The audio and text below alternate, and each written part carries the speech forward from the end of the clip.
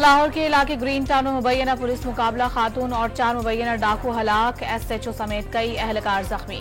ملزمان کے فرار ساتھیوں کی تلاش میں علاقے کی ناکہ بندی، مزید نفری طلب کر لی گئی۔ پولیس نے ہلاک ملزمان کو بینک ڈکیتیوں سمیت سنگین وارداتوں میں ملوث قرار دے دیا۔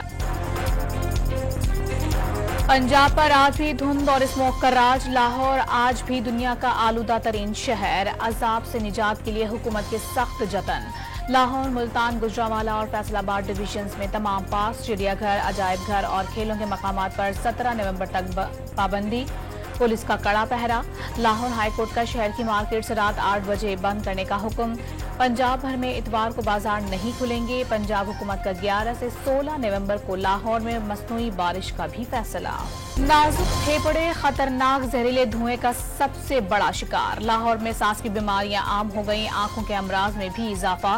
ماہرین نے اسموگ سے نجات کے لیے اجتماعی کوششوں کو ناگزیر قرار دے دیا۔ غزہ میں اسرائیلی فوج کے ہاتھوں فلسطینیوں کا قتل عام نہ رک سکا، جنگی طیاروں کے رہائشی علاقوں پر بھی بمباری سے مزید 39 شہری شہید۔ لیبنان میں بھی مزید 52 شہری اسرائیلی فوج کی دہشت گردی کی بھینٹ چڑھ گئے۔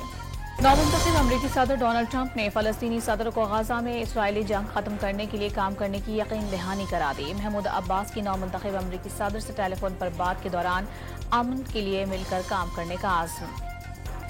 امریکہ نے قطر سے حماس کی قیادت کو ملک بدر کرنے کا مطالبہ کر دیا، یرغمالیوں کی رہائش سے متعلق نئی تجاویز مسترد کرنے پر اظہار ناراضی۔ ہالینڈ میں فٹ بال میچ کے دوران فلسطینی پرچم کی بے حرمتی اور نفرت انگیز نعرے لگانے والے اسرائیلیوں کو عرب نژاد شائقین نے دھو ڈالا، کئی اسرائیلی زخمی۔ اسرائیلی وزیر اعظم کے حکم پر صہیونی شہریوں کو ہنگامی طور پر تل ابیب پہنچا دیا گیا۔ امریکی حکومت نے ایران کو ڈونلڈ ٹرمپ پر حملے کا ذمہ دار قرار دے دیا۔ سازش کے الزام میں گرفتار افغان باشندے فرحاد شکیری پر پردے جرم عائد کر دی، ملزم پر پاسداران انقلاب سے احکامات لینے کا الزام۔ ایرانی حکومت کا فوری رد عمل سامنے نہیں آیا۔